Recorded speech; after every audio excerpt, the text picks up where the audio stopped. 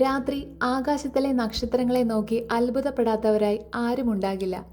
എന്നാൽ ഈ പ്രപഞ്ചത്തിൻ്റെ രഹസ്യങ്ങൾ വെളിപ്പെടുത്തുന്ന വാനനിരീക്ഷണ കേന്ദ്രങ്ങളെ അഥവാ ആസ്ട്രോണമിക്കൽ ഒബ്സർവേറ്ററികളെ കുറിച്ച് നിങ്ങൾ എപ്പോഴെങ്കിലും ചിന്തിച്ചിട്ടുണ്ടോ? ഇന്ന് നാം പ്രപഞ്ചത്തിലേക്കുള്ള മനുഷ്യൻ്റെ വലിയ കണ്ണുകളെക്കുറിച്ചാണ് സംസാരിക്കുന്നത്.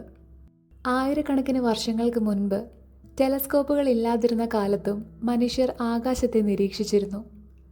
ഇന്ത്യയിലെ ജന്തർ മന്തർ പോലെയുള്ള പുരാതന നിർമ്മിതികൾ ഇതിൻ്റെ ഏറ്റവും വലിയ ഉദാഹരണമാണ്. വെറും കല്ലും ഇഷ്ടികയും ഉപയോഗിച്ച് നിർമ്മിച്ച ഈ വലിയ ഘടനകൾ സൂര്യൻ്റെയും ഗ്രഹങ്ങളുടെയും ചലനങ്ങൾ വളരെ കൃത്യമായി കണക്കാക്കാൻ സഹായിച്ചിരുന്നു. എന്നാൽ 17-ാം നൂറ്റാണ്ടിൽ ടെലസ്കോപ്പുകൾ കണ്ടുപിടിക്കപ്പെട്ടതോടെ ചരിത്രം മാറിമറിഞ്ഞു. ഇന്നത്തെ ആധുനിക ഒബ്സർവേറ്ററികൾ സാധാരണയായി നിർമ്മിക്കുന്നത് പ്രകാശ മലിനീകരണം ഇല്ലാത്ത വളരെ ഉയർന്ന പർവ്വതങ്ങളുടെ മുകളിലാണ്.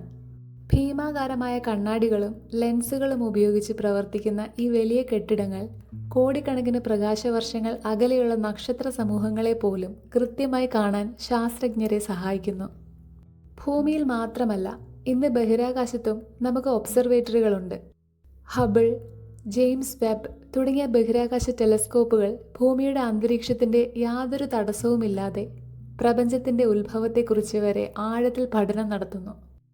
ചുരുക്കത്തിൽ, ഈ നിരീക്ഷണ കേന്ദ്രങ്ങൾ വെറും കെട്ടിടങ്ങളല്ല.